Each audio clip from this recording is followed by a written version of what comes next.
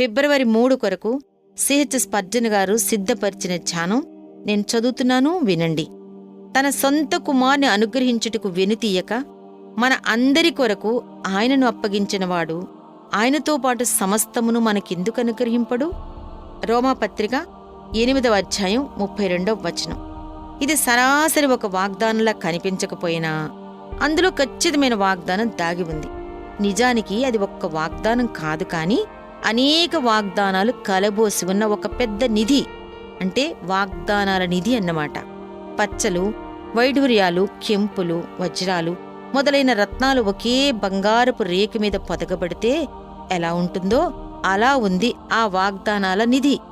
మనకెందుకు అనుగ్రహింపడు అన్న ప్రశ్నకు జవాబు చెప్పడానికి అతీతమైన ప్రశ్న, మన హృదయానికి ఆతృత కలిగించే ప్రశ్న. యేసుక్రీస్తునే మనకిచ్చిన దేవుడు మనకు ఇవ్వకుండా ఏం దాచుకోగలడు? మనకు నిజంగా అవసరమైతే పరలోకంలోనూ భూమి మీద ఉన్న వస్తువులన్నిటినీ మనకిచ్చివేస్తాడు. అలా ఇవ్వకుండా మనకు అడ్డు చెప్పేవాడైతే మనకివ్వకుండా తన కుమారుణ్ణి దాచుకునేవాడు కదా. ఈరోజు నాకేం కావాలి? నేను దాన్ని అడగటమే ఆలస్యం.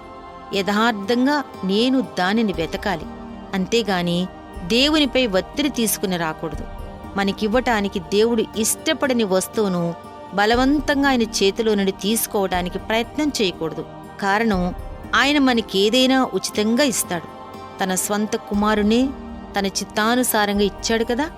నీ స్వంత కుమారుని కానుకగా ఇవ్వాలని ఎవ్వరూ ఆయన మీద ఒత్తిడి తేలేదు కదా, ఎవ్వరూ అడగలేదు కూడా.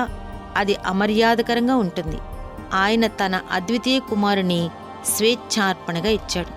అయితే నా ప్రాణమా, నా పరలోకపు తండ్రి నీకు దేనినైనా ఇవ్వగలడని నమ్మలేవా? సర్వశక్తుడైన వానిపై ఒత్తిడి తీసుకురావాలి అనే నిబంధన ఏమైనా ఒక్కవేళ ఉండి ఉంటే నీ బలహీనమైన ప్రార్థన ద్వారా ఏ పని జరిగి ఉండకపోను.